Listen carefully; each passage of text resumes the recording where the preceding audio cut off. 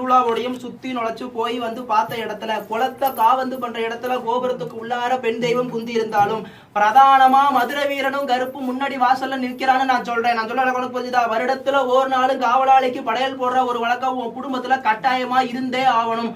பொம்மியோடையும் வெள்ளையம்மாளோடையும் அந்த மதுரை வீரன் ஒரு சோங்களையும் முன்கொண்ட போட்டவன் மலையாளத்துல இருந்து அந்த கருப்பு முன்னோட ஒரு இடத்துலயும் உள்ளார நுழைஞ்சு பார்த்த இடத்துல பெண் தெய்வம் சின்னஞ்சிறு பிள்ளை உருவமா இன்னைக்கு பாவாடை கட்டி குந்தின மாதிரி குந்தி இருக்கிற இடத்துல 7 கன்னிமார் பதுவோட பிள்ளையார் குந்தி இருக்கிறான். கோட்டையும் கோபுரமும் கொத்தளமும் கட்டி இன்னைக்கு தண்ணி வந்து பாய் ஓடு சோங்கல உன் அரண்மனையோட தெய்வம் பார்த்து குந்தி இருக்குதுன்னு நான் சொல்றேன். நான் சொல்ல உனக்கு புரியுதா குழந்தை? தாய் பார்த்து ஏத்தி வச்ச ஜோதி உன் அரண்மனை வாசல்ல இருந்து இன்னைக்கு அந்த இடத்துல நின்று எரிஞ்சுக்கிட்டு இருக்குதுன்னு நான் சொல்றேன்.